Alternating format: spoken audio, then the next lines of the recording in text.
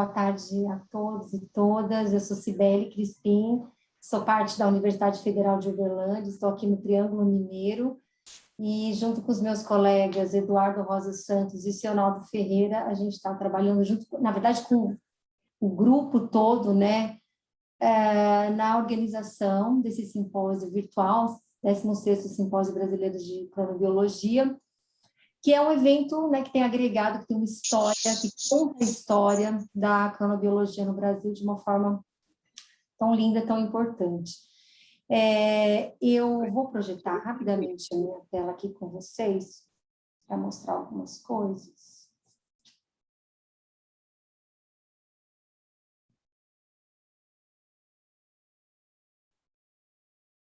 Me perdi aqui, Eduardo. Aqui, ó, encontrei.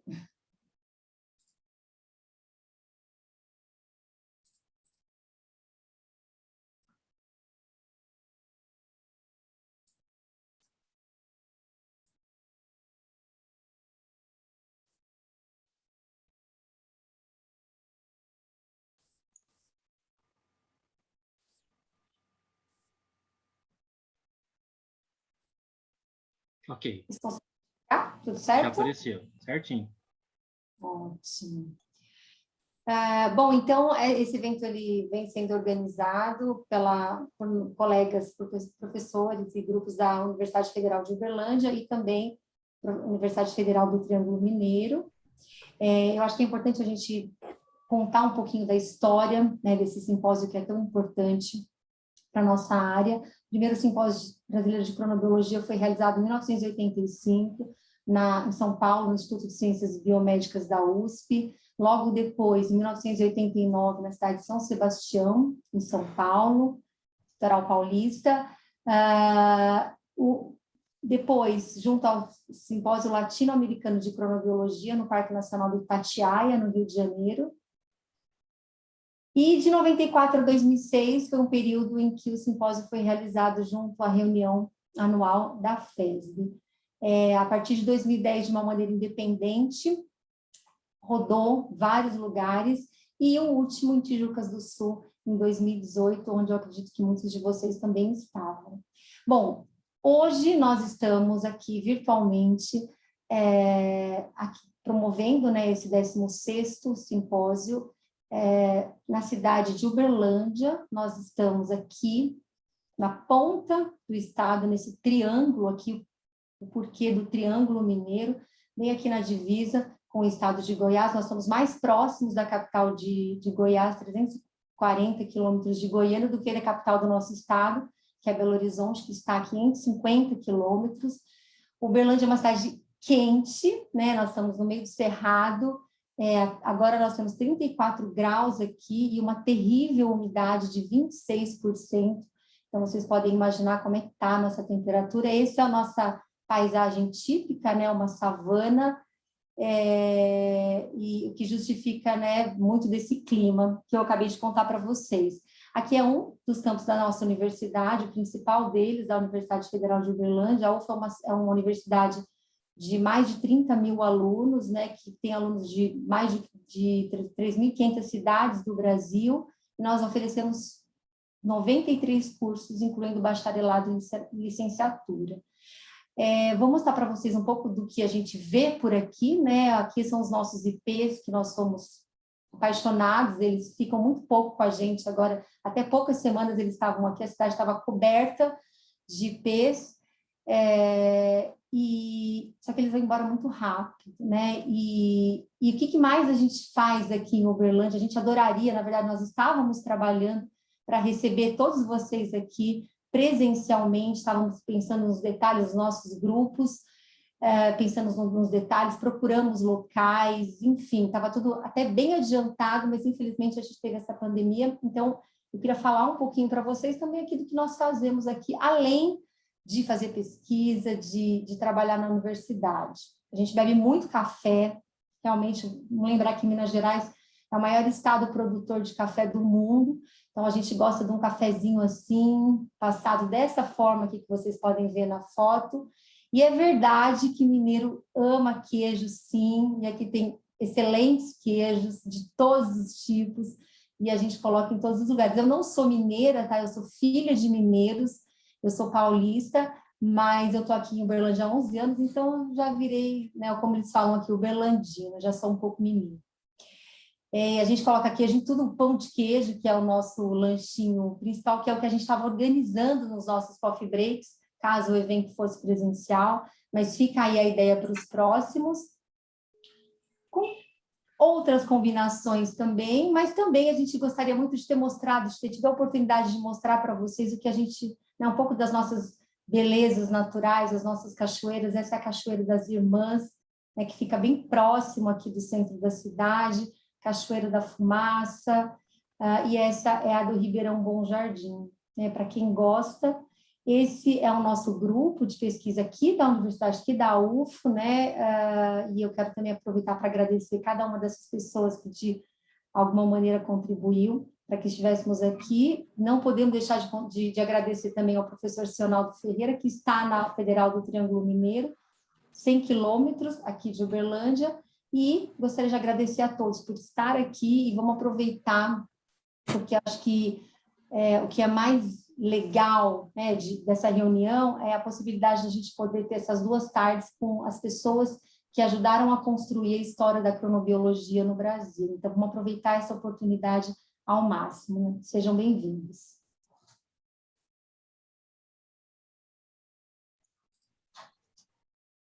Obrigado, Cibele, por essa apresentação, principalmente pelo café, pão de queijo e o queijo com goiabada. Eu também queria agradecer a presença de todos e todas, principalmente ao Mena, né, que eu passo a apresentar a partir de agora, que é o apresentador dessa próxima sessão, né? Então, é muita alegria para mim fazer a apresentação do Mena. Eu digo que foi muito fácil essa apresentação de abertura, porque eu simplesmente enviei o convite ao Mena já com o tema proposto, o horário e o tempo, e ele já aceitou de pronto, né? E com isso eu já agradeço o aceite dele e a facilidade, né, que desse aceite por parte do Mena. A apresentação do Mena em si, ela pode ser, eu posso, né, ter 2 caminhos, né? O primeiro, simplesmente, falar que o Mena é um professor sênior aposentado da EASH, Escola de Artes, Ciências e Humanidades da UF, e a outra maneira seria eu fazer a apresentação que ele vai fazer no próximo tempo, né? Porque, na verdade, ao contar a história da cronobiologia do Brasil, o Mena conta a sua própria história, que é além da cronobiologia, é fato, mas ele está inserido, né, nessa história da crono que ele vai contar. Então, me reservo o direito de já passar a palavra direto ao Mena, né, para que nós possamos ouvi-lo, e durante, né, esse próximo tempo vocês verão que a apresentação dele se fará, né? Obrigado, Mena, pelo convite. Agradeço muito seu apoio para concretizar nós estarmos aqui hoje, principalmente nessa plataforma, né? E passo a palavra a você. Obrigado, Edu. Obrigado pelas palavras amáveis. Obrigado, Sionaldo e Cibele, que junto com o Edu estão organizando a 16ª edição desse evento, que eu tenho todo o orgulho de dizer que eu, de certa forma, ajudei a criar lá nos anos 80, né? Estamos já passando um bom tempo, e é um pouco dessa história que eu vou compartilhar com vocês, mas eu tenho alguns pedidos. O primeiro deles, me tratem por Mena. Se alguém insistir de me chamar professor Mena, tudo bem, mas eu respondo igual me chamando de Mena. O segundo pedido, eu gosto de ser interrompido, eu gosto. Eu não faço questão de falar sozinho, aliás, eu não gosto de falar sozinho, porque se eu falo sozinho, é porque não tem ninguém prestando atenção. E eu tenho certeza absoluta que, em diversos momentos da minha fala, eu vou emitir provocações, perguntas, eu vou gostar de ouvir opiniões, às vezes sinais com a cabeça já me atendem quando eu quiser alguma interação. Eu gosto de interação. A pandemia, para mim, está reduzida a uma interação digital que é muito pobre, mas, em todo caso, é melhor do que nada, né? Isso não tenho dúvida. E a gente tem que aproveitar. Olha que chance a gente tem de conversar com gente de quase todos os rincões do Brasil nessa ocasião. É muito bom. Então, viva isso, viva isso. Então, eu vou pedir para o Edu para mostrar para vocês o roteiro que eu preparei para a minha apresentação, até para despertar um pouquinho a curiosidade de vocês em relação a alguns pontos, mas também para, se alguém quiser olhar para esses pontos e achar que faltou alguma coisa na nossa história, ou acha que tem alguma coisa que não vale a pena insistir, por favor, me sinalize. Não precisa ser agora, pode ser através do chat ou do bate-papo, que eu espero que o Edu, o Sionaldo ou a Cibele acompanhem e, eventualmente, se for o caso, me deem um toque. Então, Projetou? Projetou? Está projetando, está Ok, projetando. beleza. Eu estou Quando precisar vendo. de tirar, é só avisar que eu retiro. Tá bom, eu vou te pedir. Beleza, Então, tá bom. um aviso aos navegantes. Essa história é profundamente pessoal, profundamente. A minha história pessoal, ela se confunde com a história da cronobiologia, e eu acho que isso deveria ser uma regra para todo mundo. A gente tem que se confundir com aquilo que a gente faz. Uma coisa que não me agrada, e eu sempre desconfio muito, de quem larga o emprego quando entra dentro de casa. Eu acho que a gente carrega o emprego em tudo. O emprego, no caso, é dedicação à ciência. E essa missão de dedicação à ciência, ela é contínua. Você não pode parar o seu cérebro, né? Até agora não tem jeito de parar e depois dizer que está cansado não basta. Então, essa história que eu vou contar para vocês é carregada da minha história pessoal, com tudo que isso representa. Eu sou responsável por aquilo que eu vou dizer em seguida. Então, eu vou começar contando bem do ponto de vista pessoal por que eu me interessei pela cronobiologia lá no final dos anos 60, principalmente nos anos 70, ao longo de todos os anos 70, que acabou culminando na criação do nosso grupo. E esse grupo, o GMDRB, como alguns de vocês conhecem, teve a sua criação mais ou menos em 1981. Por que mais ou menos? Porque não tem uma festa de inauguração. E quando a gente criou o grupo, a gente não tinha a mínima ideia se isso ia viver. Se alguém me dissesse que em 2021 eu ia estar contando essa história num simpósio brasileiro de crônica que a gente também ajudou a criar, eu dizia, está brincando comigo, né? Isso não deve ser assim. Por quê? Porque as sociedades científicas que eu acompanhei, algumas até ajudei a criar, por exemplo, tinha uma que eu adorava, Sociedade Latino-Americana de Psicobiologia, que tinha uma sede importante em Natal, o Lúcio Flávio e a Bernadette, que alguns de Natal devem identificar. Essa sociedade acabou, e ela era incrível, como era precoce, como era de vanguarda. E tantas outras que tiveram uma existência meteórica, né? Agora, eu não sei se o fato do Simpósio Brasileiro de Crono e a própria cronobiologia estarem comemorando 40 anos é motivo de muita alegria. Talvez seja, espero que sim. Mas também pode ser que esteja num momento de reflexão, de inflexão, como outras sociedades que resolveram suspender suas atividades ou mudar os seus rumos. Eu acho que a gente tem que estar preparado para qualquer eventualidade. Aí eu vou contar, o item 4, os laboratórios associados, que naquela época participaram dos primeiros encontros bem informais e em que decidimos abraçar a cronobiologia. Depois apareceram os grupos da UFRN, da Fiocruz, do Rio Grande do Sul, do Paraná, e aí teve aí teve o primeiro curso que foi feito lá no ICB, do campus Butantã da USP, onde eu vou contar com detalhes a primeira briga que nós tivemos com um professor daquele instituto, meu colega, sobre o conceito de homeostasia, que é uma discussão que eu insisto sempre em fazer. Aí vieram os cursos de verão, primeiro em São Paulo e depois viajando pelo Brasil, foram extremamente importantes na consolidação de grupos de cronobiologia pelo Brasil inteiro. E aí começaram os simpósios brasileiros de crono, em 85, e em 88 publicamos o primeiro livro de crono, Introdução ao Estudo da Cronobiologia. 10 anos depois, escrevemos o livro branco, que teve 3 edições. Eu vou comentar um pouco esse livro depois, se tiverem interesse. Nesse livro branco, o capítulo 2 é dedicado à história e perspectivas da crono, no Brasil, na América Latina e no mundo. Então, algumas coisas que eu não vou ter tempo de comentar aqui, algumas coisas podem aparecer lá. E eu acho que alguns de vocês também sabem que o Nelson Marques e eu estamos coordenando a publicação de um livro de história e perspectivas da cronobiologia no Brasil e na América Latina.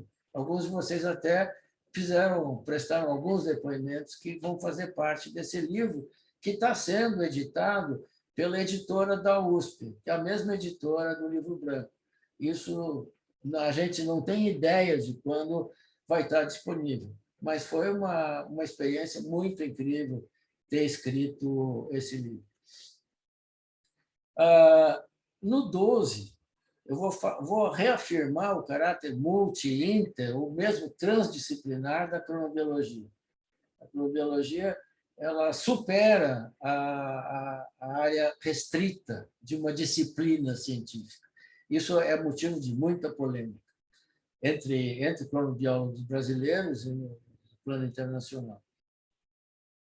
E eu vou explorar um pouco isso, vou fazer um contraste dos estudos de leituras moleculares da ritmicidade biológica com as leituras mais amplas desses fenômenos. E no 14º, eu vou discutir a metáfora do relógio biológico, eu vou criticar o uso dessa metáfora e convidar vocês a não assumirem essa metáfora, ou quando mencionarem relógio biológico, pelo menos mencionem criticamente, ou pelo menos digam, tem gente que se opõe a isso, e pode me citar, e eu ofereço argumentos.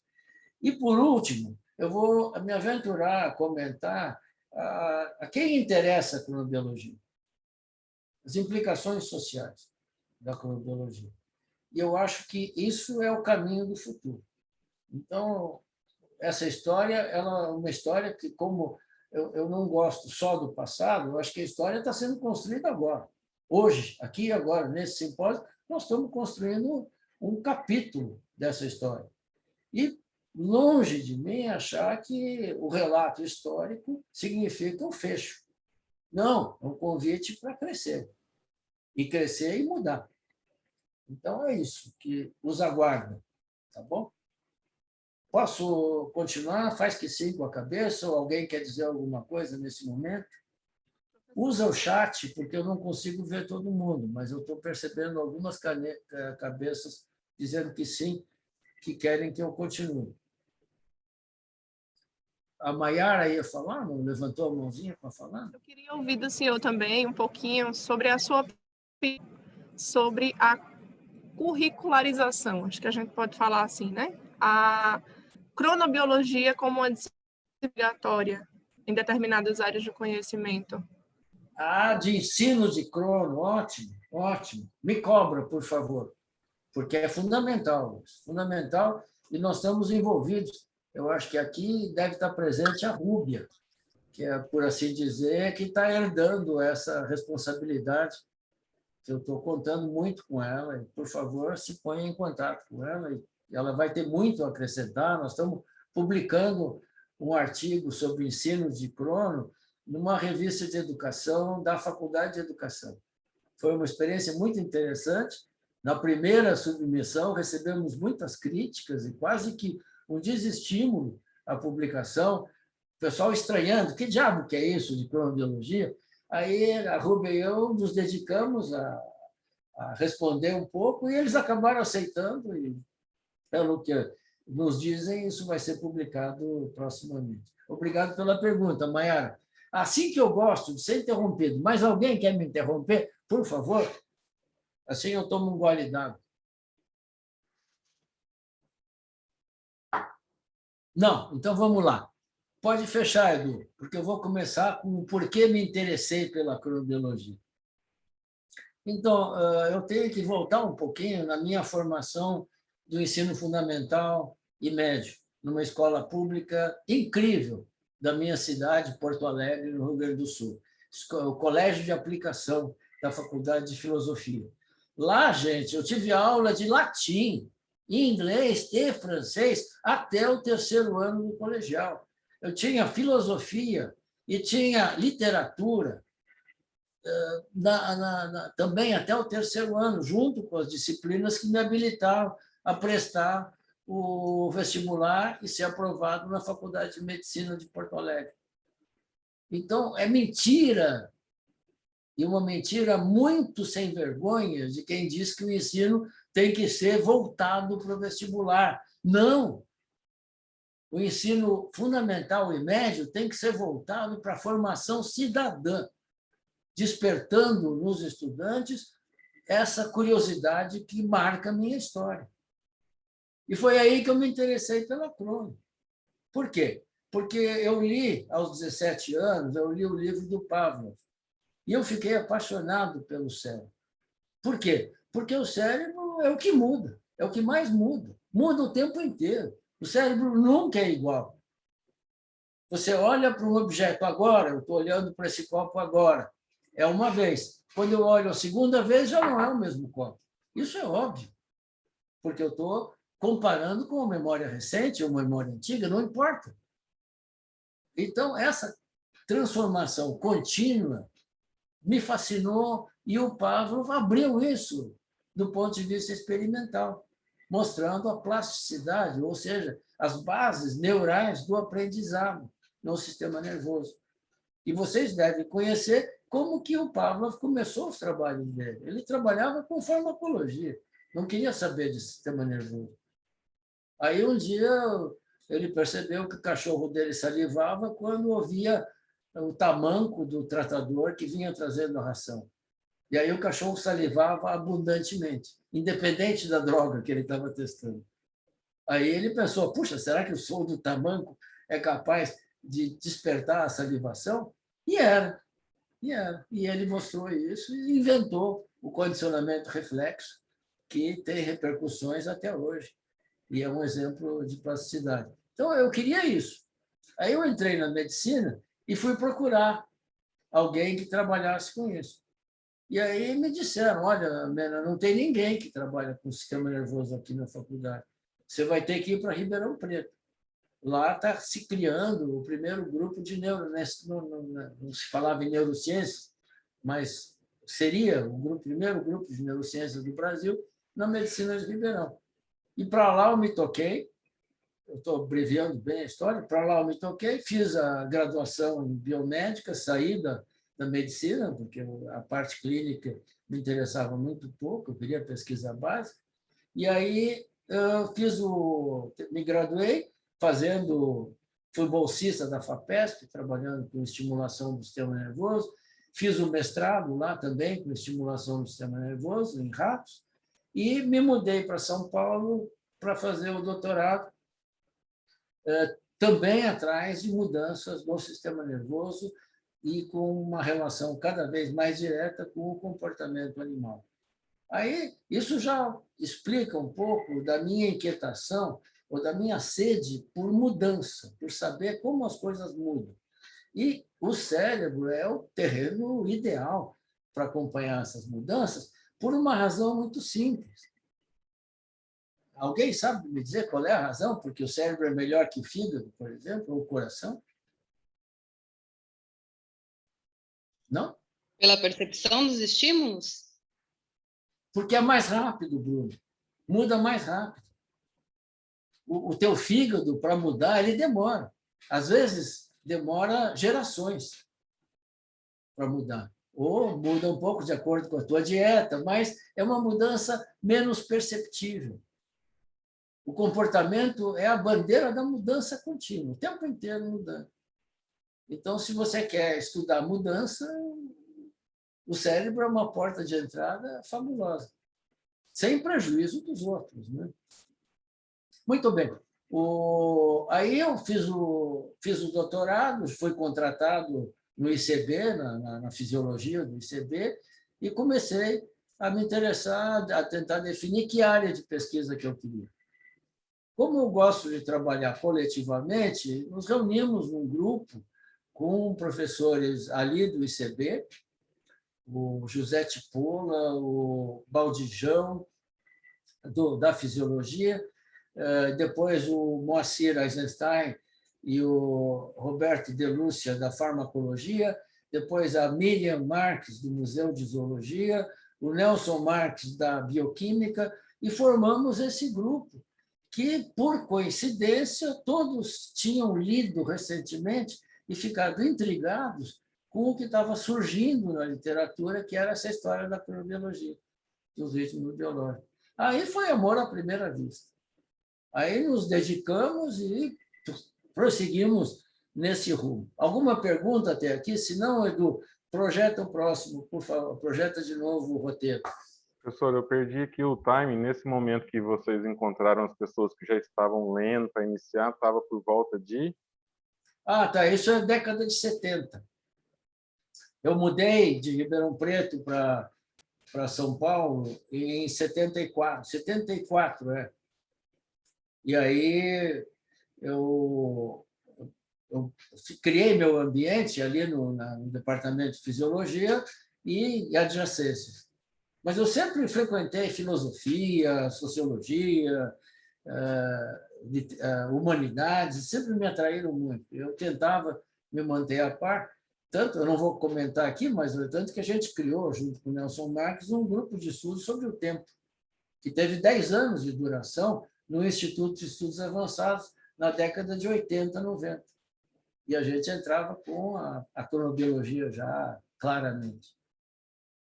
Aí, em 81, foi criado esse grupo com esses personagens.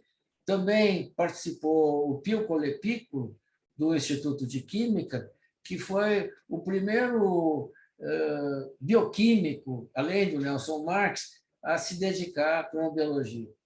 Depois, a professora Frida Fischer, foi uma grata surpresa a gente descobrir, por acaso, que ela tinha feito um trabalho com trabalhadores em turno, trabalhadores noturnos.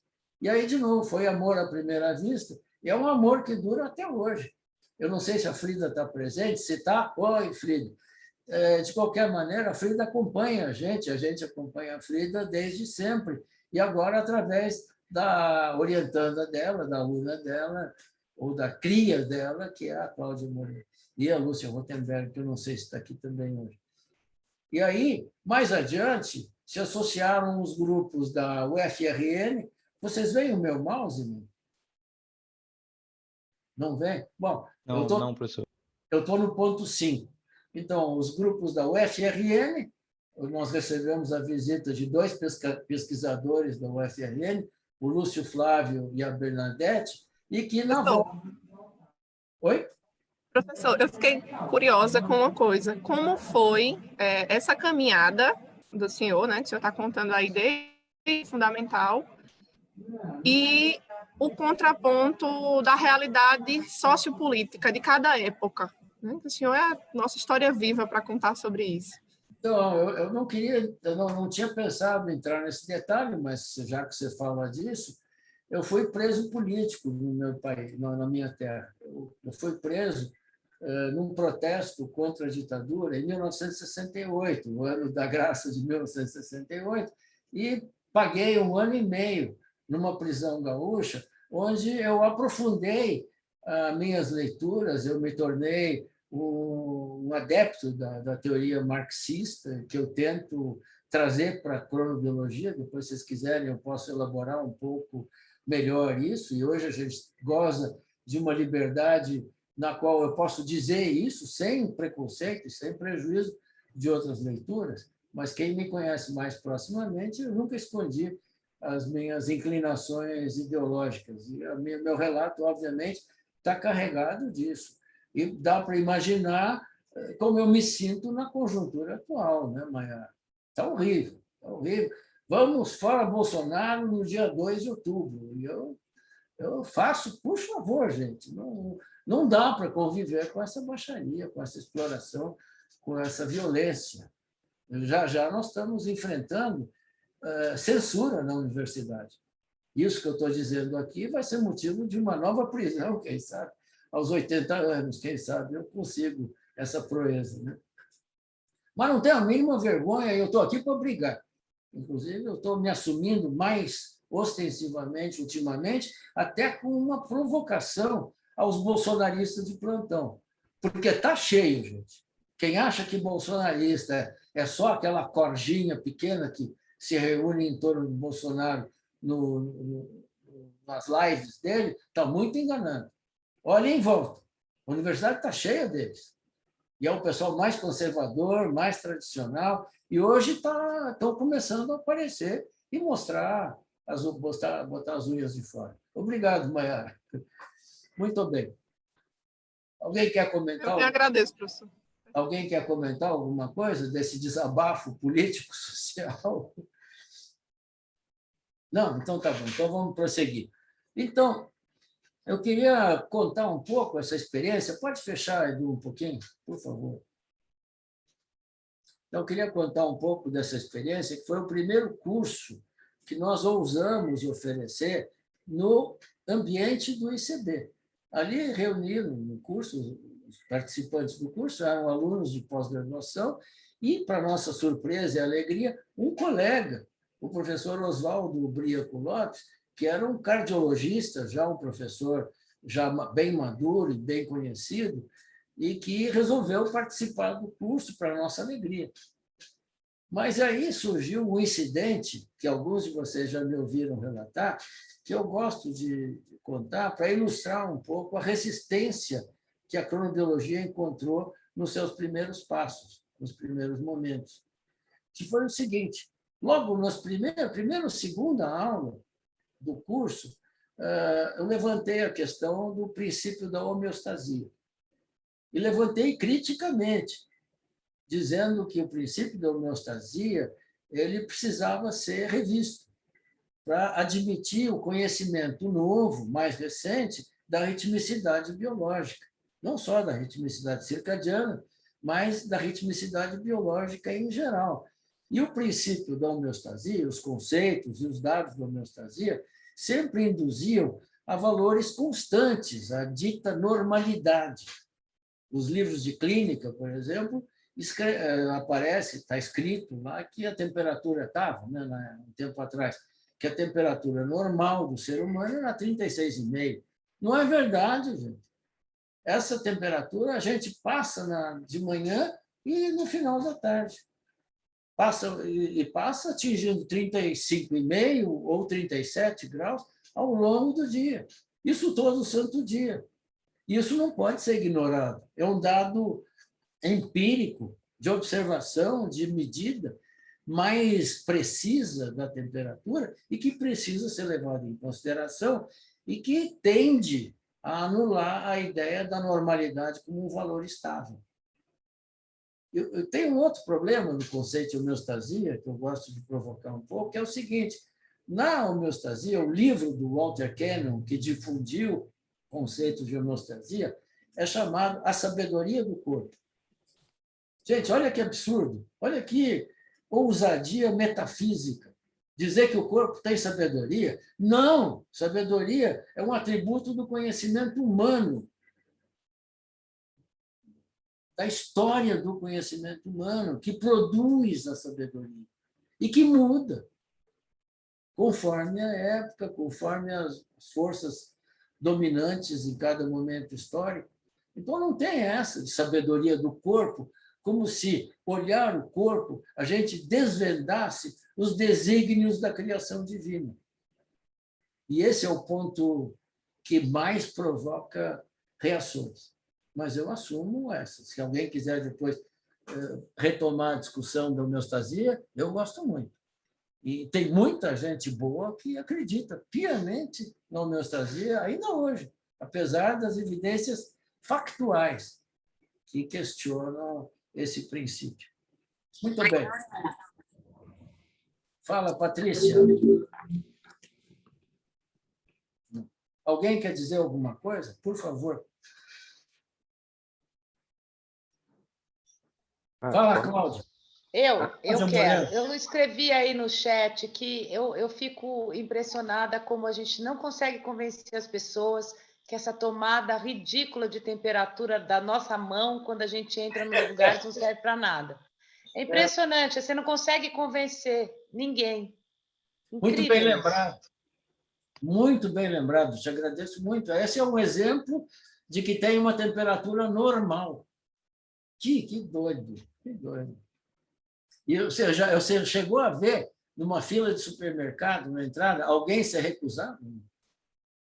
Eu nunca vi, até hoje nunca vi. E está lá, todo sério, cara, geral com uma máscara, com uma touquinha, com luva, oferecendo álcool gel e tascando o termômetro. Não, então, o princípio da homeostasia está presente ali. Mena, eu queria perguntar para você da difusão do seu conceito de homeodinâmica, como anda? Eu nem uso mais essa palavra. Por Não. quê? Não, eu não uso por quê? Primeiro, bom, é claro, porque tem que voltar no grego. Homoios é igual, stasis é parado. Tanto que até hoje, na Grécia, parada de ônibus chama stasis. O ônibus para. Então, homeostasia quer dizer parada igual. E quando eu falo da dinâmica, eu estou falando que não existe parada. O corpo está sempre mudando. Aliás, um mote que eu sugiro que vocês compartilhem, claro, quem tiver interesse e tiver de acordo comigo, começa qualquer curso, qualquer aula de biologia ou da área biomédica, ou coisa que valha, dizendo o corpo nunca é, o corpo está.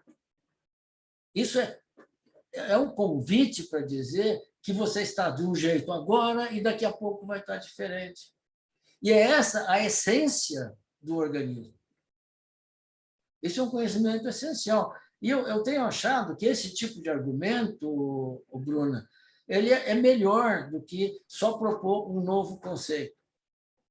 Tanto que o que eu digo é que a gente precisa aprofundar e revisar o conceito de homeostasia, que ainda é muito difundido, muito. Professor, Obrigado pela pergunta. Diga, senhor Naldo. o senhor estava falando aí, eu aqui pensando, né, durante as nossas aulas de fisiologia, porque a matriz é fisiologia, né? O rebolado, a articulação que a gente tem que ter para introduzir essas ideias sem que os alunos nos questionem que nós estamos inventando coisa, porque não tem a disciplina e você precisa passar aquilo que está nos livros básicos, vamos dizer assim, e a gente tem que adaptar. Eu acho que nós vamos poder trazer esse assunto depois de novo, né, na parte da educação, para não atrapalhar muito a sua evolução aqui agora, mas eu estava pensando no desafio que a gente tem como educador ao não ter a disciplina, ter que fazer esses adaptados de que a temperatura varia e lá no livro está escrito 36,5. Bom, os livros de clínica mais recentes, senhor Naldo, já admitem uma variabilidade. Eles já falam 36,5, mais ou menos meio grau. Eles são mais tolerantes. Eu acho que disseram isso para aquele pessoal que fica medindo a temperatura na porta do supermercado. Até 37, deixa passar. Então, agora, deixa eu dar uma sugestão para vocês, que além dessa que eu já dei, de dizer que o corpo está de um jeito e não é daquele jeito, existe uma outra abordagem que eu acho legal, enriquece muito, é perguntar assim, como que foi a sua primeira aula de biologia? Eu tenho quase certeza, eu costumo dizer, que a sua primeira aula, a professora foi na lousa e desenhou uma bolinha dentro da outra bolinha, dizendo isso aqui é uma célula, é a base da vida. Só que ela esqueceu de informar que para você ver a bolinha, você tem que ter matado o organismo e matado aquela célula, para poder botar corantes, para poder enxergar no microscópio.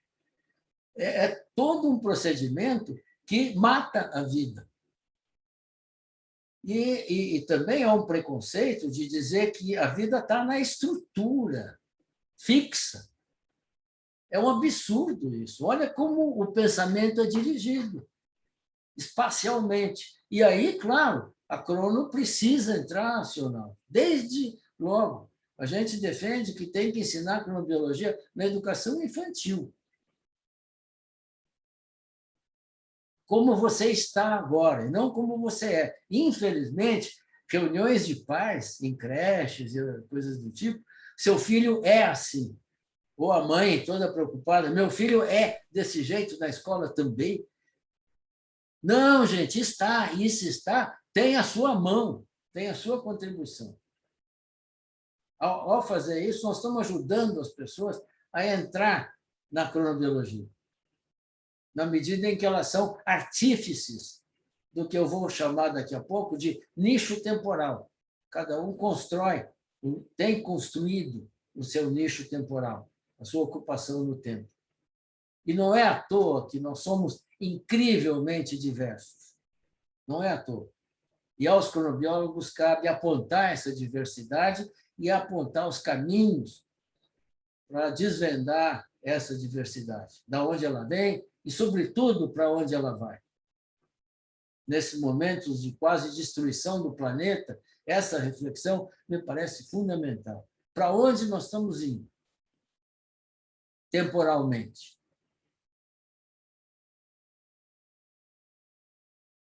Muito bem, Edu, volta lá um pouquinho.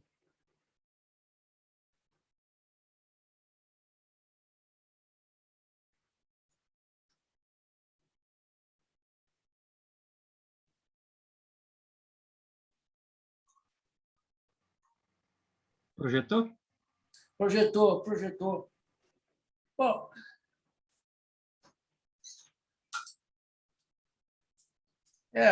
eu tenho quanto tempo? Eu tenho mais Ô, Mena, mas como você... 20 como nós minutos. mas como nós misturamos as perguntas e a apresentação, creio que pode seguir o tempo até o final, porque já está misturado, né? As perguntas e a apresentação. Tá bom. A próxima sessão, o senhor não tem horário. Qual é o horário previsto, senhor? Para o início da próxima? 15h50, né?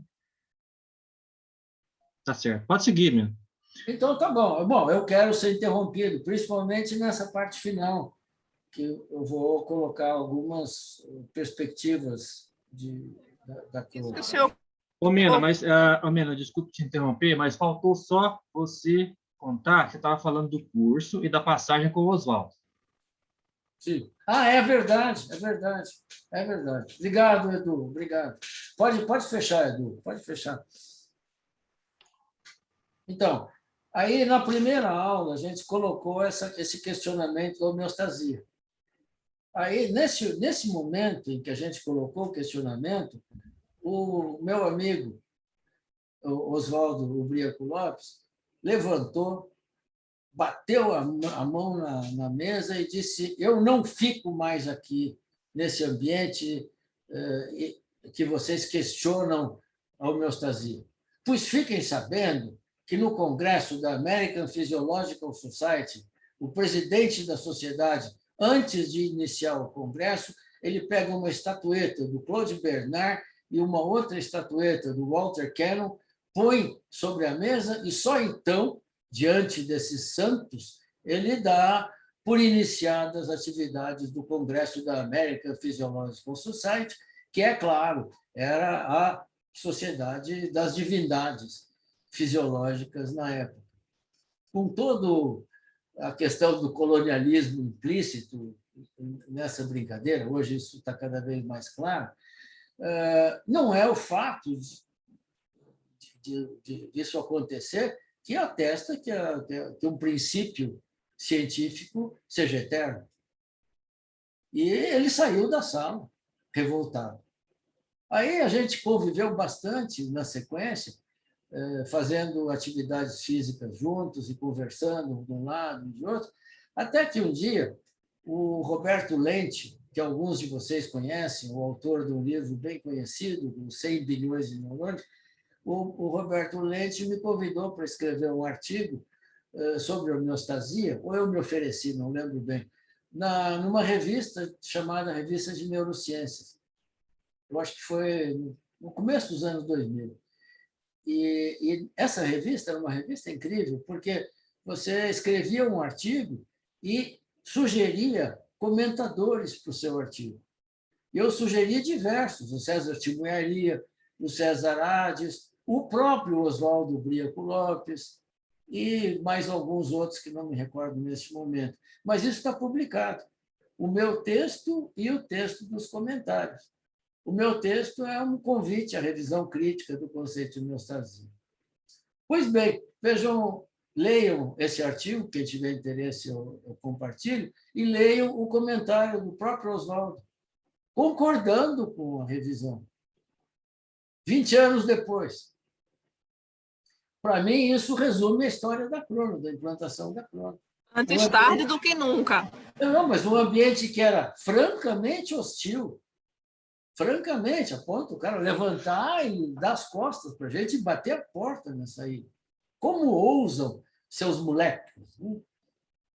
E éramos todos mais novos, outra geração. E foi muito bom ver os comentários elogiosos dele, reconhecendo a importância da ritmicidade biológica, até porque, nos anos 2000, já era muito difícil dizer que isso não existe. Já era muito difícil, porque teria que contradizer muita coisa que sendo publicada. Eu gosto de brincar que, se alguém quiser ler hoje tudo que se publica de cronobiologia no mundo, pode tirar o cavalo da chuva, porque não vai conseguir. É impossível. Não dá conta. Então, não alimentem essa ilusão de que alguém sabe tudo de cronobiologia, porque não é verdade. A gente domina alguns conceitos. E isso me conduz cada vez mais a uma reflexão sobre os conceitos fundamentais de uma arte. E essa ideia da homeostasia é um conceito fundamental e não pode ser ignorada do ponto de vista da história do surgimento e desenvolvimento da cronobiologia. E eu diria que ainda hoje essa batalha está de pé. Ainda hoje há muita gente que, se não acredita, pelo menos ostensivamente, acaba sendo homeostático no seu olhar e nas suas conclusões. Eu acho que cabe a gente o papel de convidar essas pessoas a aprofundar um pouquinho mais suas observações, admitindo a temporalidade presente nesses fatos biológicos. Eu acho que essa é a grande tarefa dos cronobiólogos hoje. Já não é mais de dizer que ritmo biológico existe, como era no começo, onde a gente pegava qualquer função e dizia: você sabe que isso varia de acordo com a hora do dia, estação do ano, etc, etc. Não, varia? Varia, olha aqui os dados. E esse era o nosso cotidiano. Hoje já não é mais. E quem faz isso hoje está perdendo tempo, porque isso já foi feito. E agora aqui é uma provocação. Ninguém reage a essa provocação? Mena? Carolina, ótimo. Fala, Carolina. Boa tarde, né, para todos e todas. Eu tenho uma curiosidade, né, que é uma reflexão que já passa muito tempo. Por que é tão difícil, né? Por que é tão difícil quebrar esse conceito de homeostase, né? Com a sua experiência, né, de tantos anos, né, de interação com diferentes momentos da implantação, né, de trazer a cronobiologia lá no início e agora, né, porque esse paradigma é tão forte. Então, Carol, eu juro que não é brincadeira que eu vou fazer agora, eu juro. O bolsonarismo na universidade é o nosso adversário intelectual. E ele está presente em várias manifestações.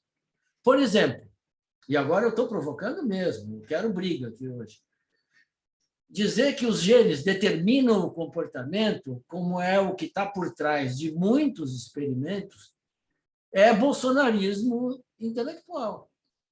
É conservadorismo intelectual. Gente, na Polônia, eu fui num congresso, metade dos trabalhos do Internacional de Crono na Polônia eram de cronotipos dentro dessa perspectiva. E não é à toa que na Polônia é um regime fascista. E não é à toa que na Polônia está sendo vendido, e foi publicado e está sendo vendido, de novo um livro sobre os judeus como culpados da crise atual.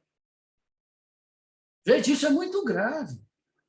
Então, Carol, o bolsonarismo está do teu lado. Conservadorismo genético, essa determinação que nega a capacidade que nós temos de mudar o nosso futuro. Gente que acha que está tudo pronto, que é só as pessoas se comportarem bem, que o progresso vai cair naturalmente dos céus.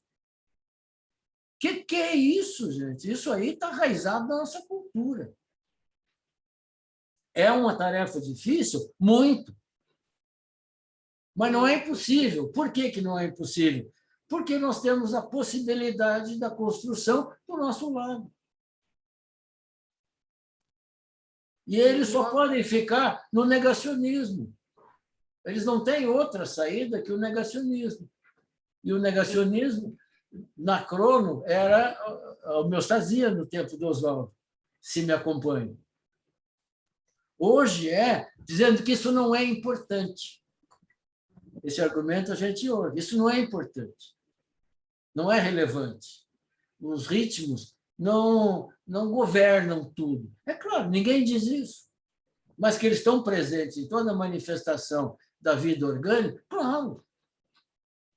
Agora, eles podem determinar mais ou menos. Aí você tem que estudar para ver o quanto que os ritmos estão participando.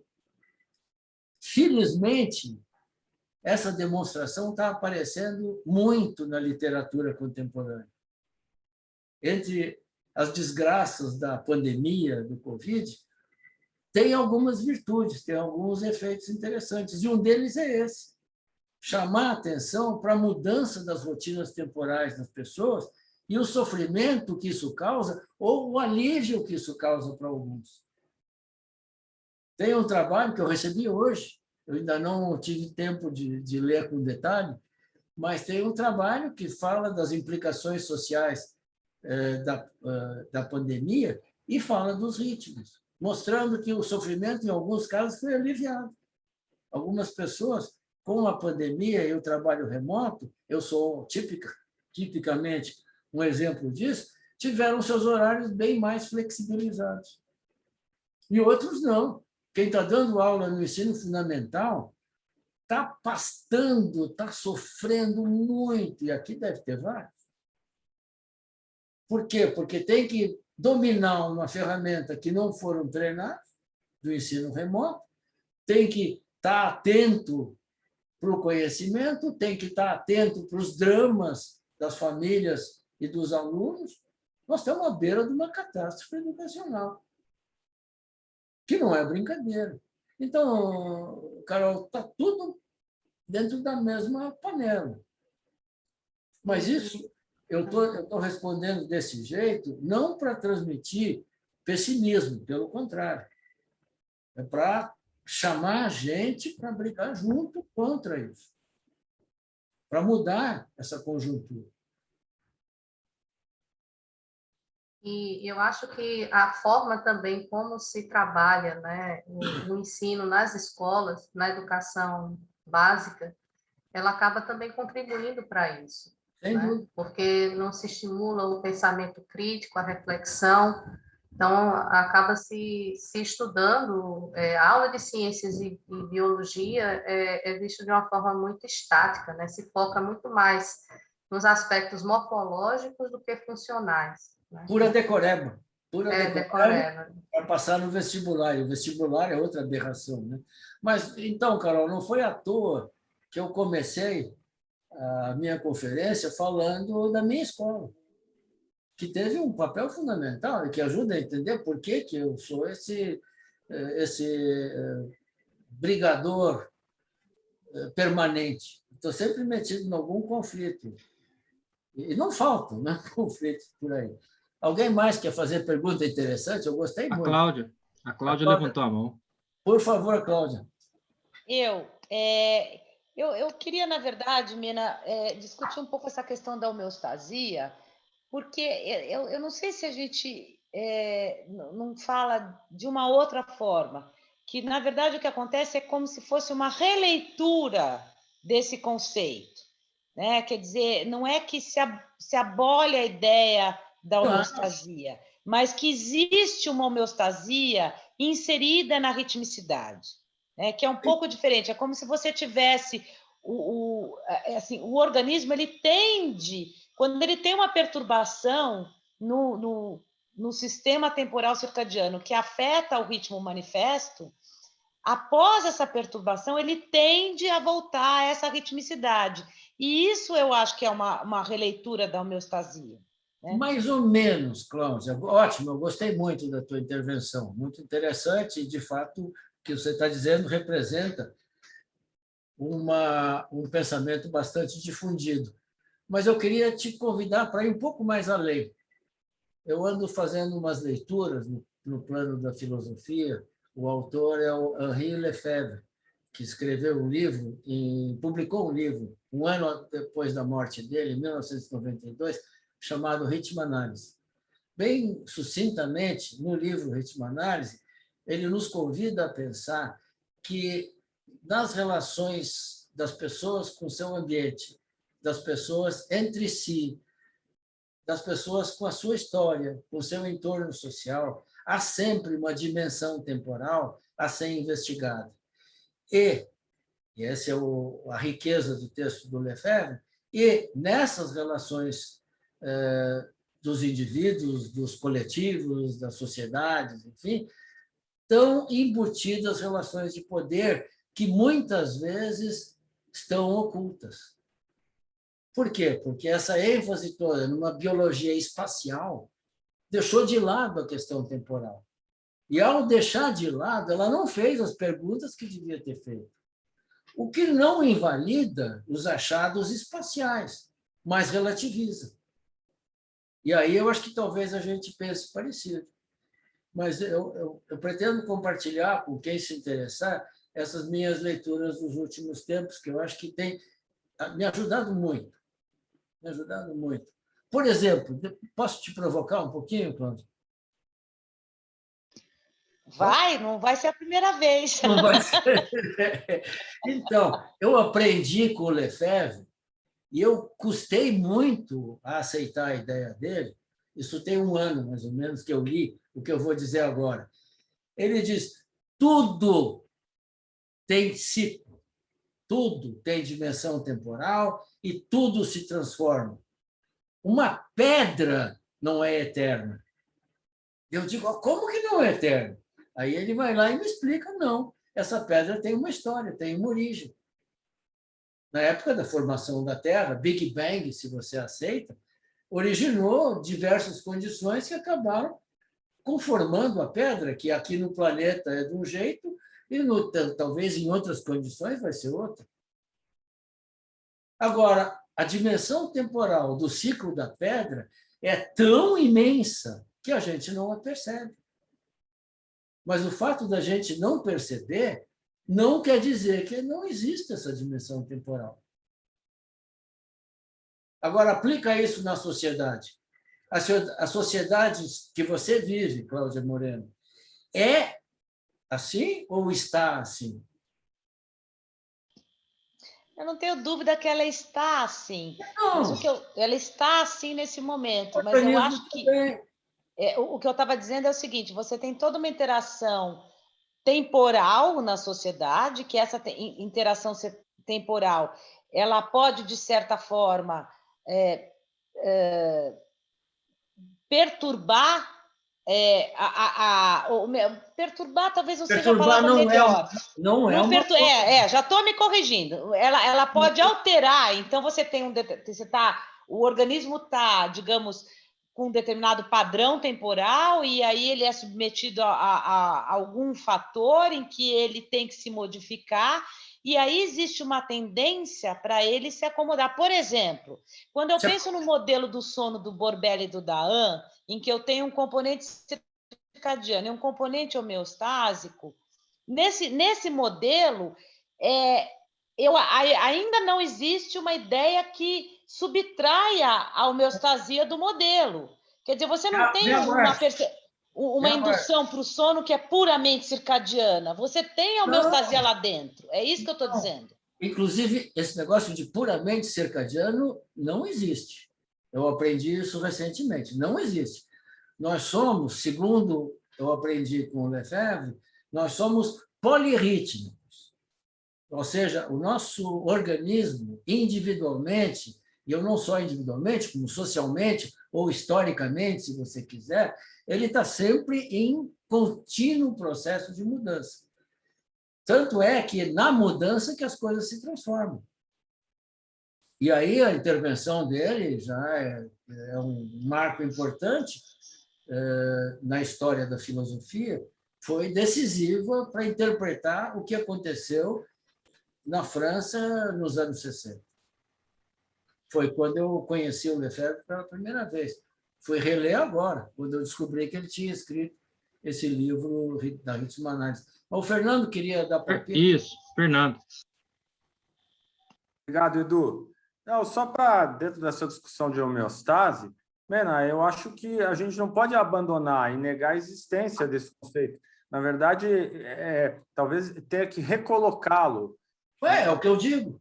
Ressituar a ideia de homeostase, porque há muitos ajustes que acontecem na regulação, na fisiologia, são ajustes homeostáticos. Não dá para negar a capacidade de ajustes em resposta a inúmeros estímulos, assim por diante. Isso não tem como...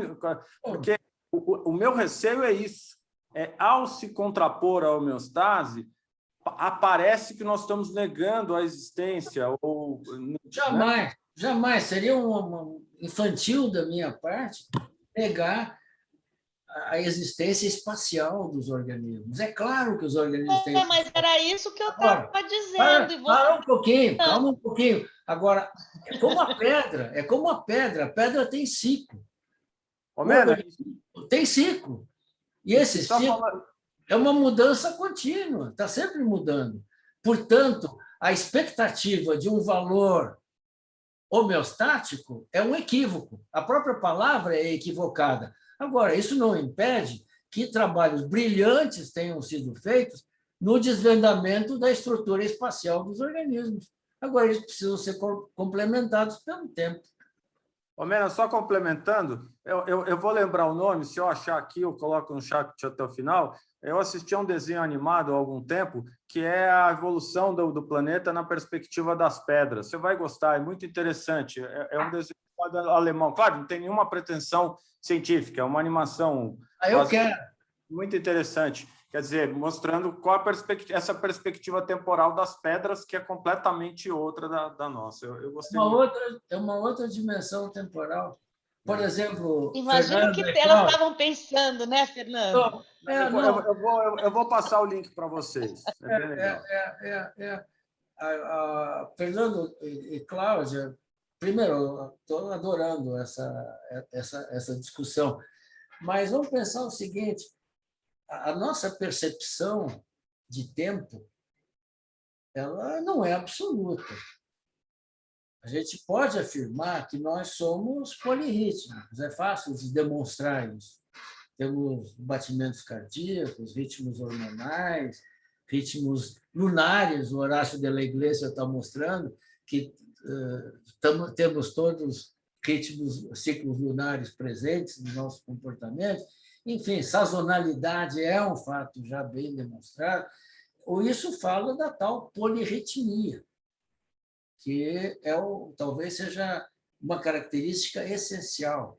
Agora, vejam bem, uma coisa que precisa ser revista dentro do conceito de homeostasia é que ele não se remete, esse estado essencial, não se remete a uma constante. O que é essencial no organismo? É a mudança. É o fato de estar numa determinada fase de um ciclo, de duração a mais variada possível. Isso gera muita dúvida, sem dúvida. É uma lacuna do nosso conhecimento que eu gosto de chamar da falta de um óculos temporal que a gente põe para olhar a temporalidade dos fenômenos. E isso nos ajuda a entender os fenômenos, sem negar o conhecimento espacial. Não, seria ingenuidade negar. Só que esse conhecimento espacial deve ser datado. E a teoria da evolução lançou uma luz incrível sobre isso, né? Mostrando que não tem espécie fixa pronta. Estão todas em pleno processo de evolução. Ou não? Então, e nós, por exemplo, agora estamos na beira da catástrofe da humanidade, né? Eu acho que ninguém tem muita dúvida que essa catástrofe vem sendo anunciada, é um produto humano, da sociedade humana, apoiada na busca frenética do lucro acima de qualquer outro interesse, e isso vai destruir a humanidade se continuar desse jeito. E há muitos movimentos no mundo, eu não estou sozinho nisso, sem dúvida, que são críticos dessa visão. E eu acho que a gente tem que entender com quem que a gente está brigando. Eu não estou brigando contra o pessoal da homeostasia. Estou só convidando para ir mais longe, para botar um pouco de óculos temporal ali na sua leitura de mundo. O que só vai fazer bem para eles. Não é pura provocação. É um convite para aprofundar. Eu acho que é esse o tom que a gente deve dar. Aqui, entre nós, eu me dou o luxo de dizer que a homeostasia está associada com o bolsonarismo. Eu digo isso e afirmo, sem dúvida. Eu gosto dessa perspectiva, dessas provocações, porque fazem a gente refletir em vários aspectos e também no aspecto da conceituação das coisas, né? O nome das coisas são que a gente precisa nomeá-las, defini-las, falá-las para então entendê-las. E dentro da perspectiva da educação, eu havia falado isso, o professor Fernando, a professora Cláudia, tocaram em pontos assim, muito importantes. Eu costumo mencionar para os estudantes que o nosso entendimento de mundo, ele vem desde quando a gente é pequenininho, desde quando a gente é apresentado, né, a esse mundo, e o nosso cérebro vai se moldando e do conhecimento, construindo esse conhecimento. E observa, por exemplo, alguns livros infantis que dizem que o que é o habitat? Diz assim, o habitat é a casa do bicho. Casa do? Para criança, a casa do animal, né? A casa do indivíduo. E aí, o que é que isso diz para a criança? Que, por exemplo, a coruja, a casa dela é a toca, o buraquinho lá onde ela mora. E isso não compreende a dinâmica de habitat, é todo o espaço necessário para o bicho desenvolver todas as suas funções de vida, de reprodução, enfim, todas as coisas. E na vida adulta, isso acaba impactando numa aceitação conservadora dessa verdade absoluta. E aí o cara pode devastar tudo e deixar só a toca da coruja, vai conseguir sobreviver. Isso entra como verdade absoluta, né? E é fixada, é enraizada. Então, talvez por isso a dificuldade que a professora Carolina tenha colocado de mudar, né? Se eu estou, assim, ousando me colocar aqui nessa situação, mas a dificuldade de transpor essa barreira do conceito enraizado ali de homeostase, dinâmica de homeostase. Eu costumo dizer aos meninos assim, olha, pensa num equilíbrio dinâmico, equilíbrio que não é estático, é um equilíbrio em constante mudança, em constante adaptação. Então, o que é mais essencial? É essa constante adaptação. Então, essa é uma propriedade essencial. Outro dia eu inventei uma metáfora que eu acho que ajuda a entender um pouco o que eu estou dizendo. Pensem na linguagem humana. A linguagem humana é, obviamente, Se alguém não concordar, por favor, se manifeste. Mas, para mim, a linguagem humana é, obviamente, uma aquisição que só tem sentido evolutivamente. Ela é, digamos, uma característica muito humana, o que não impede os animais de se comunicarem, mas, no caso da linguagem, é uma coisa, é uma aquisição evolutiva humana, e que no qual os genes, por exemplo, têm uma história muito importante para contar, do passado, de como isso se construiu ao longo do tempo nas diferentes regiões do planeta, enfim, tem coisas fascinantes surgindo na literatura a respeito disso. Uma das vantagens, Oi? uma das vantagens e particularidades, né, da linguagem humana é uma rede grande de contatos com outros. Olha que interessante. Se o fato de ter linguagem é uma aquisição evolutiva humana, ele mudou. Ele vinha de uma não linguagem e passou a ter linguagem. Só não acredita nisso quem acredita que o homem foi criado instantaneamente falando, já, por desígnio divino. Aí sim, aí tem divergências sérias. Mas se você entende evolutivamente, a linguagem não existia e passou a existir. Foi uma aquisição. Agora, a gente nasce com a capacidade de linguagem, não nasce? Uma criança recém-nascida já é exposta à linguagem e acaba aprendendo. Só que ela aprende uma língua.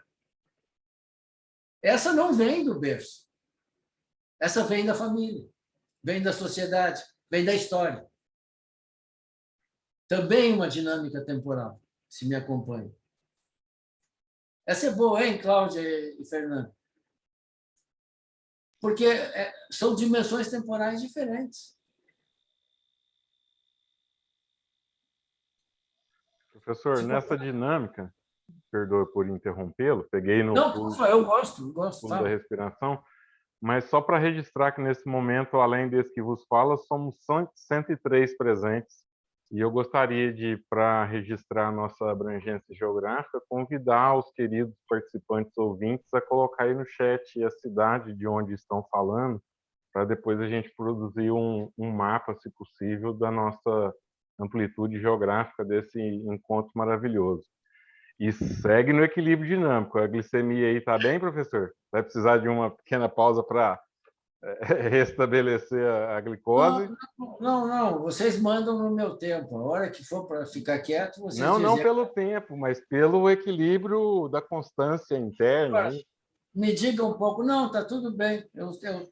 Eu seco rápido, eu preciso estar tomando água o tempo inteiro.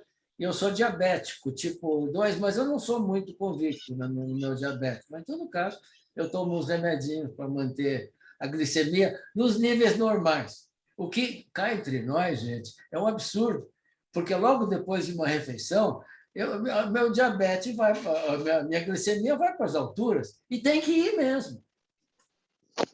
Então, isso é o normal, esse sobe e desce. E é isso que os homeostatas radicais, conservadores, não entendem. Eles querem controlar a homeostasia. Então, se eles tiverem um paciente que tenha sempre os mesmos 80 miligramas de glicemia, são pacientes normais. E o paciente que tem uma hiperglicemia pós-prandial, que é absolutamente normal, tem que ser tratado. Faça-me o favor. Isso é homeostasia perversa e nefasta. Eu ousaria dizer bolsonarista. Que quer controlar tudo e todos de acordo com uma regra pré-estabelecida. A humanidade não é uma tropa. Professor, a única crítica que eu tenho ao senhor, o senhor vai passar a tarde inteira sem receber a luz solar aí, hein? Ou a luz do dia, no escuro. Não estou no escuro, não estou. Eu tenho uma janela que você não consegue enxergar, mas eu moro num sítio no meio de um verde incrível. Mas é legal, obrigado pela preocupação. Aliás, eu finalmente consegui botar você na Cronobra, Gustavo. Muito obrigado, professor. Muito Foi obrigado. difícil. Eu estava cometendo uns erros na inscrição das pessoas, porque quem fazia isso no nosso grupo era a Maria Cristina de Luca, que faleceu no mês passado. E eu herdei essa tarefa e fiz muitos erros, mas agora eu já aprendi. Então, vocês conhecerem alguém que queira entrar na Cronobra, é muito fácil. Vocês mesmos podem fazer a inscrição, mas se não quiserem, manda para mim que eu faço. Eu queria falar, não sei se está faltando alguma coisa do que eu estava dizendo, não, porque aí o Fernando... Eu vou projetar. Não precisa, não precisa. Não? Eu queria explorar o conceito de nicho temporal, que eu tenho pensado muito a respeito disso. Então, talvez possa ter ficado claro até agora, me corrijam se não está claro na minha exposição, não precisa concordar, mas eu faço um reparo se não está claro o que eu venho dizendo. Mas eu acho que cada espécie, ao longo da sua história, acabou ocupando um nicho temporal. Nicho temporal esse temporário, atual. Hoje é assim. Hoje o rato é um animal noturno. É verdade? Depende. Numa situação social, machos dominados invertem o seu padrão alimentar. O animal, diante de um desafio de um predador, acaba alterando os seus ritmos. Agora, chamar isso de adaptação me parece forçar um pouco a barra. Por quê? Porque o que é interessante é a capacidade de mudança. Adaptação é uma coisa meio que permanece adaptada, e ninguém permanece. Permanece pronto para uma nova mudança, quando ela se fizer presente.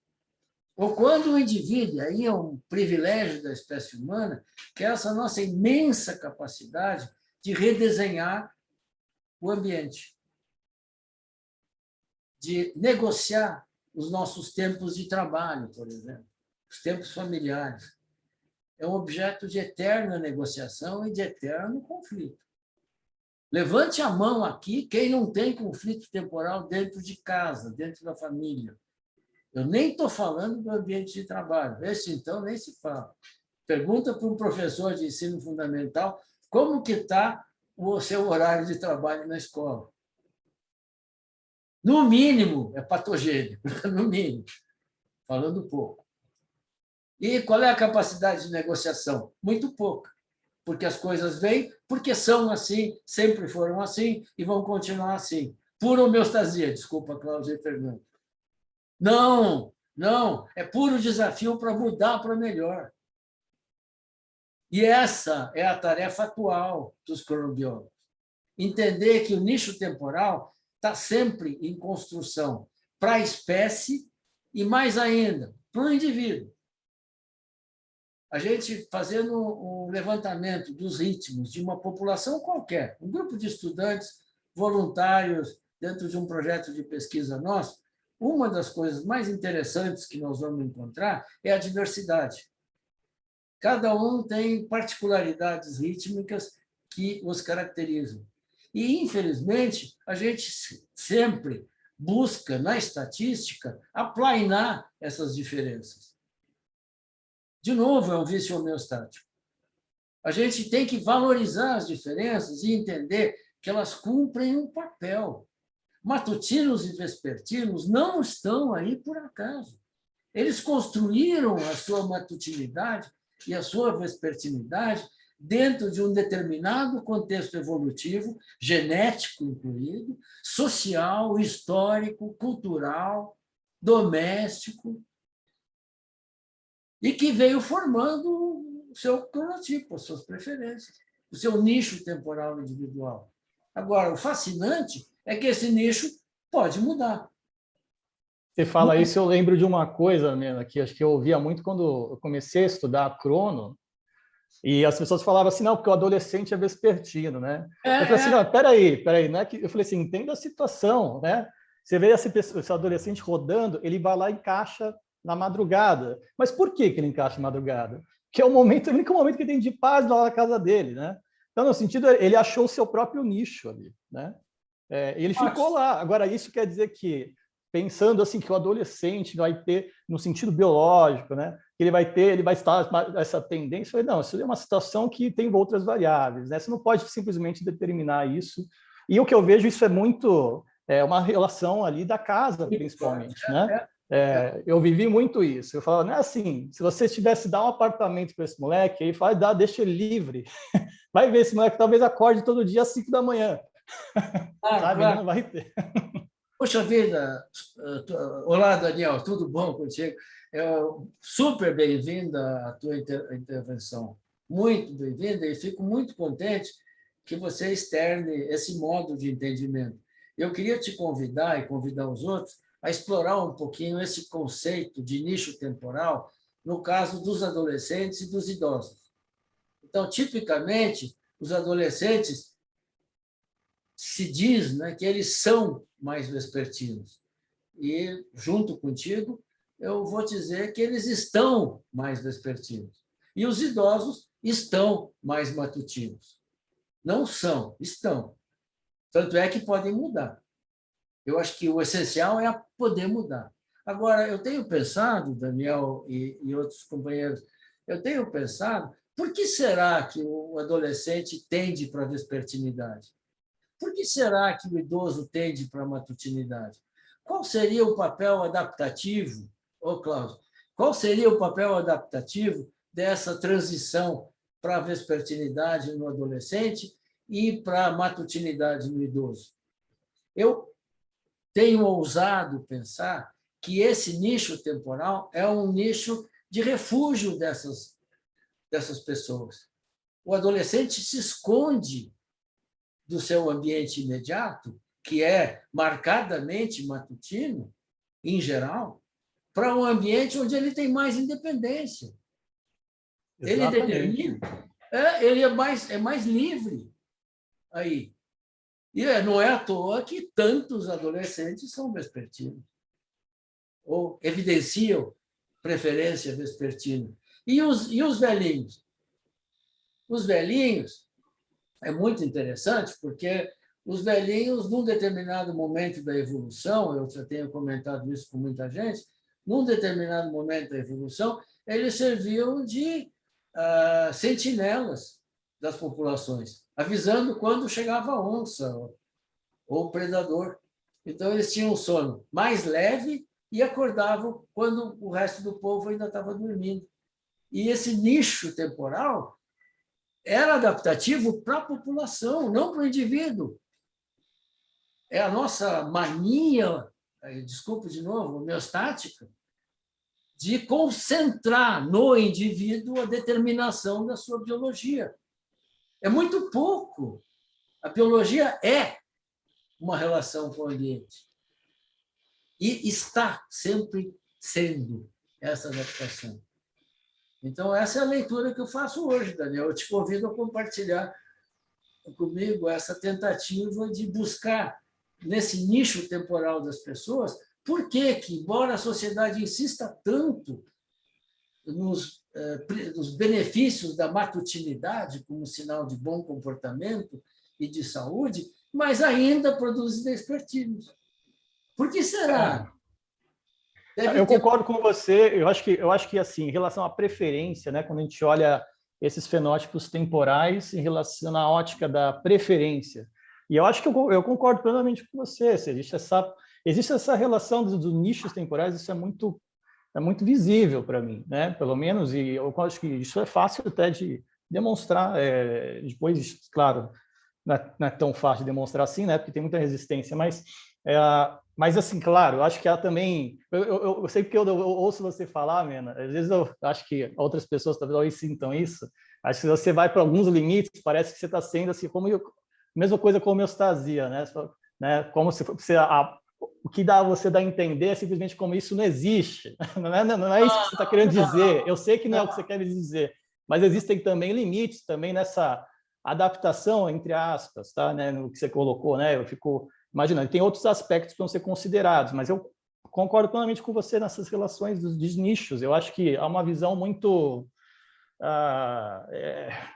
míope, né? Às vezes, né? Quando a pessoa fala umas coisas dessas. É política, é ideológica. Sim, sem dúvida. Me acusa de radicalidade, eu assumo a minha radicalidade. Ela está escrita aqui, com todas as letras.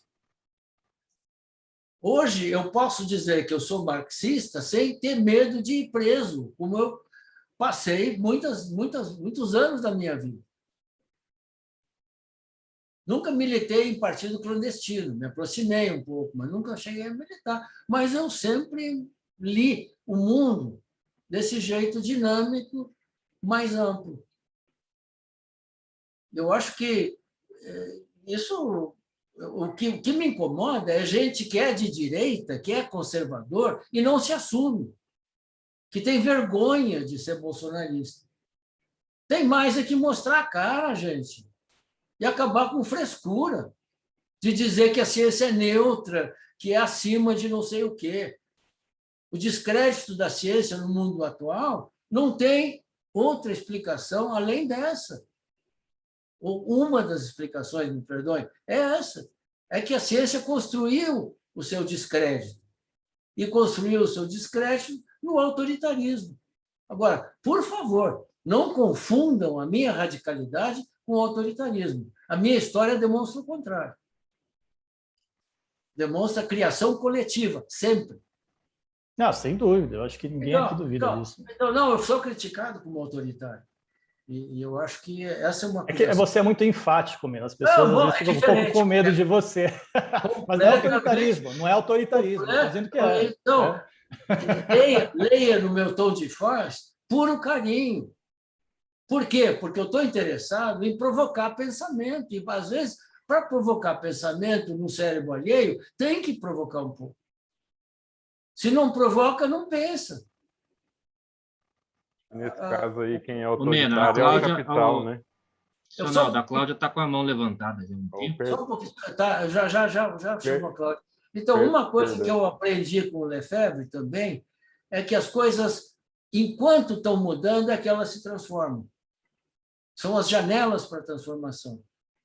Então, os cronobiólogos têm que apontar essas janelas.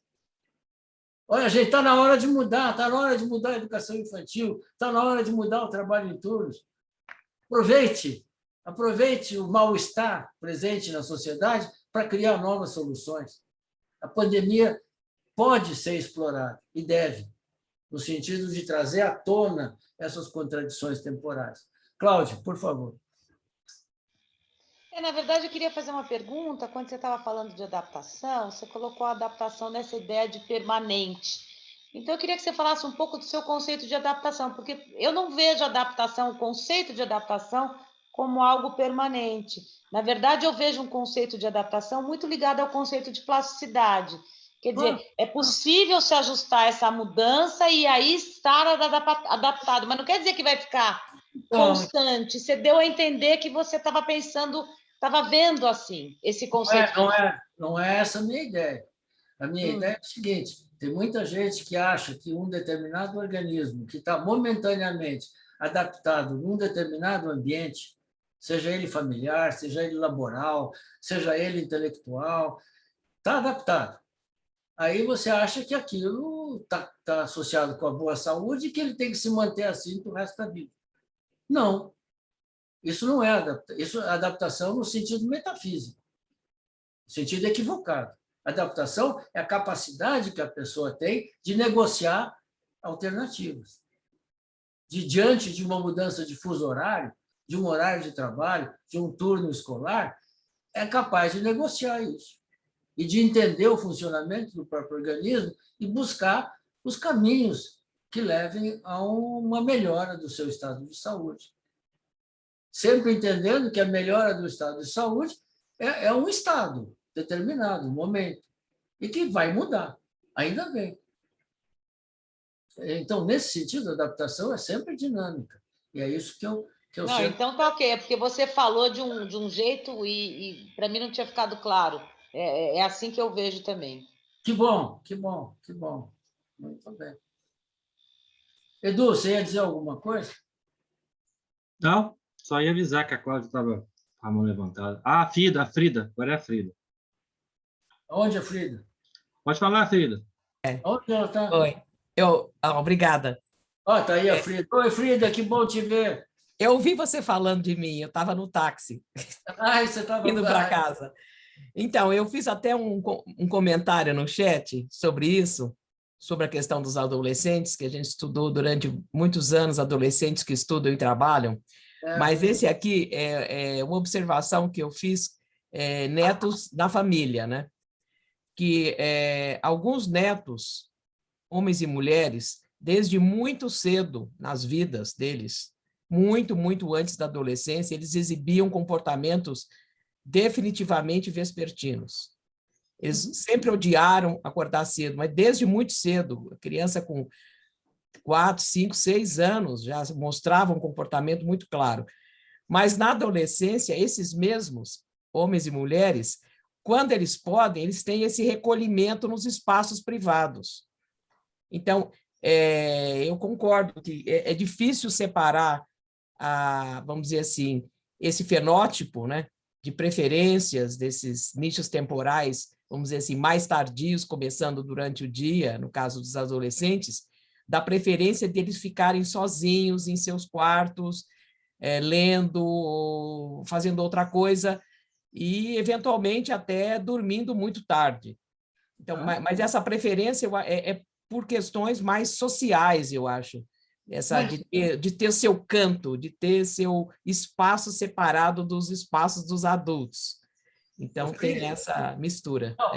Na minha leitura, Frida, se você me permite, o nicho temporal de cada indivíduo ele já está sendo construído na vida intrauterina. Antes de nascer, já tem uma temporalidade presente, os hormônios maternos, o humor materno, o sono materno, tudo isso está repercutindo de um jeito ou de outro no funcionamento desse bebê, ainda na vida desse feto, e que vai se construindo ao longo da infância. Eu acho que isso abre uma janela de compreensão de um ritmo infantil incrível e que vai sendo construído. Inclusive, é claro que o horário de trabalho não quer dizer nada para um bebê de uma semana, mas a presença do pai ou da mãe intermitentemente quer dizer sim. E quer dizer sim como um sinal temporal capaz de sincronizar ou não, ou desincronizar a sua ritmicidade. Esse nicho temporal está sendo construído, e está sendo construído até o final da vida. E tem uma outra coisa, só para completar, que esses hábitos que eu tenho observado dependem se o jovem dorme sozinho ou dorme com irmãos. Claro. Essas interações sociais, elas são muito importantes e vão mudando com a idade. Então, você tem essa questão biológica e social associadas. Perfeito. Você talvez conheça, Frida, o trabalho da Clarissa Bueno, que mostrou de forma muito interessante ritmos de 3 horas de atividade e repouso em recém-nascidos numa unidade de terapia intensiva de bebês de risco. Esses bebês tinham esse ritmo exuberante de 3 horas. Ritmo esse que, quando foram para casa, depois de sair da UTI, quando foram para casa, perderam esse ritmo. E esse ritmo no berçário era um ritmo determinado pela oferta de alimento, intervenção do pessoal. É de uma nitidez isso, e ilustra claramente o princípio da cronobiologia, que é a sincronização pela interação social. E eram bebês de semanas ou dias de vida, e que, depois de um mês de terapia intensiva, perderam o ritmo quando estavam em casa. Eu acho muito interessante. Agora, o problema é achar que ter que chamar de endógeno para ser sério o ritmo. Isso é uma besteira. Infelizmente, nas origens da crono, isso ficou muito marcado. que o ritmo para ser sério tinha que ser endógeno. Bobagem, gente! O ritmo para ser sério tem que ser negociado com o ambiente e com o próprio organismo. É isso que torna o ritmo mais consistente. E aí fica preocupado em dizer que é social ou é orgânico. Haja, numa espécie como a humana, separar o organismo da sociedade. Haja bolsonarismo, me perdoe. A Rúbia. É Rúbia? Boa tarde. Então, entrando nessa questão que a Frida colocou aí das crianças, eu gostaria até de compartilhar, né, porque recentemente eu fiz uma palestra para adolescentes sobre sono e saúde mental. E, por incrível que pareça, eu ouvi muitos relatos que vão de acordo com o que a Frida falou das crianças, onde eu dialoguei, né, com vários adolescentes e eles relataram muito que os irmãos mais novos, né, essa mudança que eles observam com relação ao controle dos pais. Eles gostam também de se afastar e ficar no celular no seu canto. E, claro, assim, eles até colocam assim, eles demonstraram indignação pela falta de controle dos pais com relação aos irmãos mais novos, pelo fato deles não conseguirem retirar o celular da mão e eles ficarem lá o tempo todo no canto deles, como se fossem também adolescentes. Então, assim, eu achei bem engraçado, porque a gente sempre tinha esse olhar em relação ao adolescente, colocando assim, nossa, eu ainda estava compartilhando com eles, eu tive meu primeiro celular com 23 anos, aí eles falaram assim, e eu que tive com 9, 11, agora o meu irmãozinho com 3, 4, já está fazendo tudo o que eu faço? Que coisa mais impressionante. Então, tipo, foi assim, um diálogo muito rico, e a gente vê que essa questão do e estar realmente, muitas modificações daqui para os próximos 10, 20 anos, a gente vai observar, e esse campo aí das crianças vai ser um vasto campo para análise aí no futuro, em relação a todas essas mudanças. Eu tive essa percepção, assim, porque foi muito rico esse diálogo que eu pude compartilhar aí com esses adolescentes durante essa palestra que eu dei para eles. Obrigado, Rúbia. Muito oportuna a tua intervenção. Eu queria oferecer uma coisa. Eu estou escrevendo um livro sobre a vida doméstica, minha vida doméstica, com as meninas que nós adotamos há exatos 9 anos atrás. E o celular é um personagem importante. E a nossa política do celular é também muito reveladora de uma organização temporal que a gente está tentando desenvolver junto com elas. Não é trivial, principalmente para menor de 9 anos, que inveja o celular da irmã de 13, porque ela mesma não ganhou ainda o celular. E a gente está adiando isso, porque essa maquininha é terrível. Né? É terrível. O Sionaldo levantou a mãozinha. Acho que, voltando a alguns pontos anteriores, talvez perdeu um pouco o momento da discussão, mas nessa questão do nicho temporal, e se é biológico, se é social, e se o MENA é autoritário ou não, eu ia dizer assim, que autoritário é o capital, que faz o ritmo social ser de uma forma que o ritmo endógeno ele é pouco determinante. Muito bem, companheiro. É isso aí. Não, o capitalismo destrói a sociedade. De fato, eu estou cada vez mais convencido disso. E a pandemia acabou trazendo isso para uma realidade dramática. Tem um trabalho de hoje, que eu não li direito ainda, mas das implicações sociais da cronobiologia, mostrando que as perturbações de ritmos que acompanham a vulnerabilidade dos organismos humanos a determinadas patologias se concentram nas camadas mais pobres da população. Trabalho se eu não me engano, da Universidade de Atlanta, nos Estados Unidos. Gente, a crise está muito clara, muito clara. Só não enxerga quem não quer ver. A Lídia levantou a mão. Boa Sim. tarde a todos. A Oi, satisfação Lídia. estar aqui. Oi, Mena. E oi a todos. Tem algumas palavras do Mena que ainda me fazem assim um susto danado, e eu acho bom porque isso acorda a gente, né? Uma delas é a questão do conhecimento do corpo, e eu até tenho medo de dizer que eu concordo muito pouco com essa sua afirmação. Porque o medo? Porque você deve ter mais informações do que eu, porque você estudou mais sobre isso. Eu vou chegar lá, com certeza. E aí eu espero que nós tenhamos essa oportunidade de você dizer isso e eu rebater à altura. E, por enquanto, eu só posso falar por experiência própria. Eu sou enfermeira de emergência e quando você diz o corpo não tem conhecimento, mas eu entendo também que você explica que esse conhecimento é um conhecimento meio que do intelecto, uma coisa meio ajuntada de informação. Social. Ok, social, e aí eu concordo. Mas, de novo, eu caio naquela esparrela da sua citação da pandemia, da glicemia pós-prandial. E você diz, não seria normal a glicemia aumentar após cada refeição? Sim, ok. Até aí é normal do ponto de vista metabólico. Mas quando isso foge do padrão, eu vejo corpos no hospital com os rins torados por conta de vários picos de glicemia.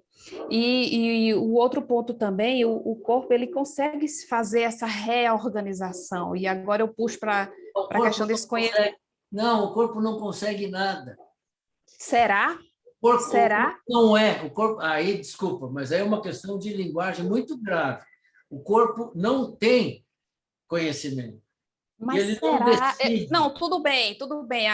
Eu já entendi na questão das definições de conhecimento, e eu não vou entrar nessa seara, porque eu já entendi que a sua argumentação ela está no campo da informação e do contexto social.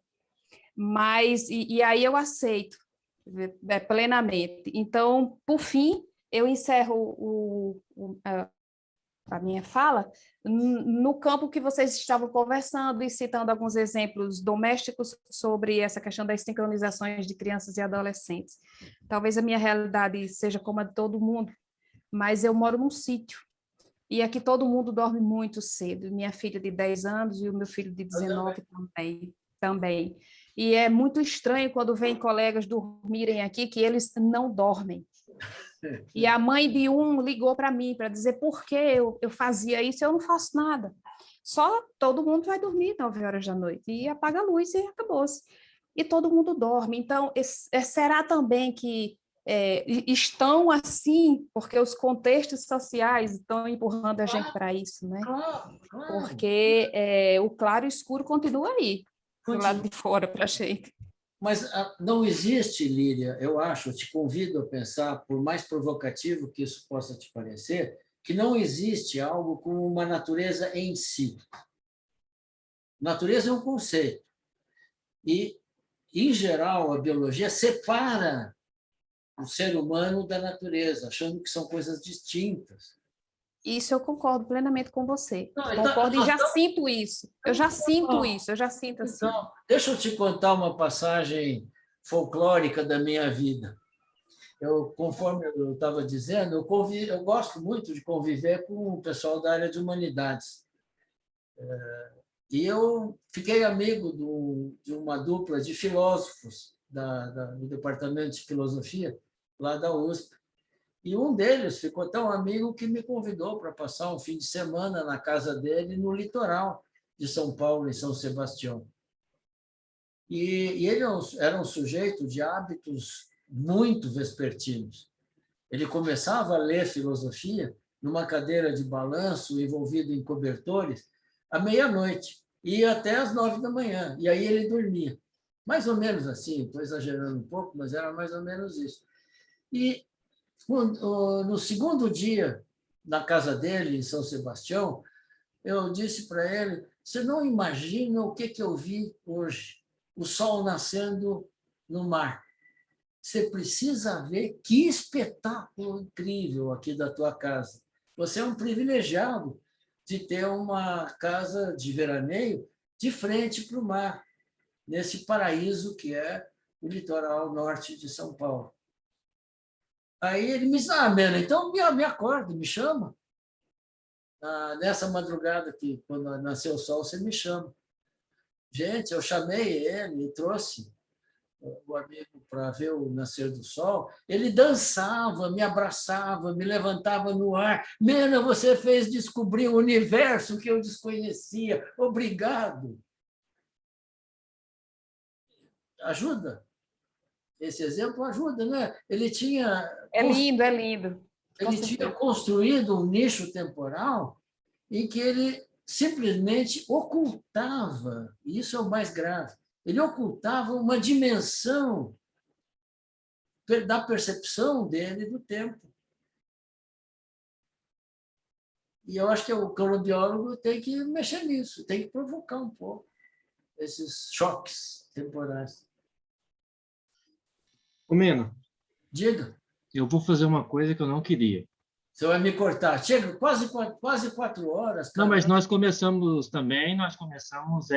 um pouco mais tarde, né? Então, eu vou projetar a tela, se você me permite. Você dá uma olhada geral, ver o que faltou? Não precisa, Edu. Não? Não. Eu queria concluir com essa história do nicho temporal, que eu acho que é muito interessante, muito rica. Ok. Então, eu me despeço agora. Tchau. Não. Então, você não quer fazer a conclusão? A conclusão é que eu estou muito feliz de estar aqui. Eu queria mesmo provocar. Que bom, Líria, que eu te desequilibrei um pouco. Eu gostei demais das intervenções, tanto da Frida, como da Cláudia, como do Fernando. Eu acho que a Cronobra, uma frustração que eu tenho com a Cronobra é que ninguém discute nada ali. E eu acho que é um território onde podíamos discutir essas ideias. Eu não estou querendo consenso, pelo contrário. Eu tenho uma frase aqui do meu lado que eu queria ler para vocês e que ajuda a ilustrar bem o meu espírito.